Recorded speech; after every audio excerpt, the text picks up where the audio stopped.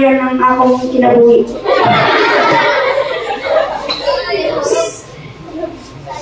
Masaya ako dahil kasama ko ang aking mga kaibigan para pumunta sa ilog para kumuha ng spyrite.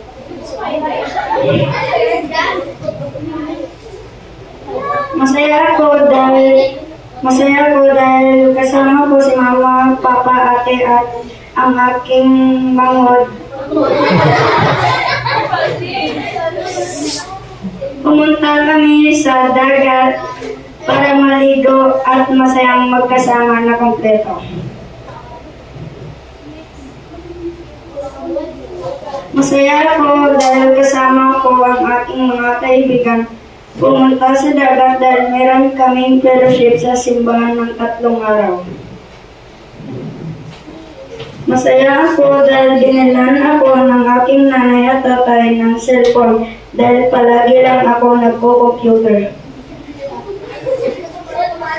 Masaya ako kahit hindi ko kasama at i-crush back ni crush.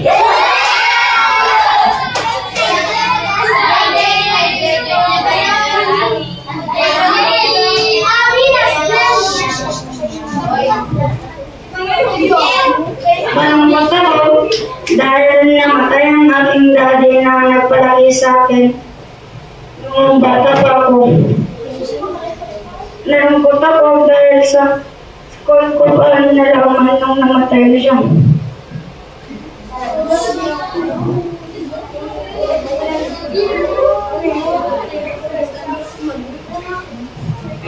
Malungkot ako dahil namatay ang inaalaga kong rabbit na 3. Malungkot ako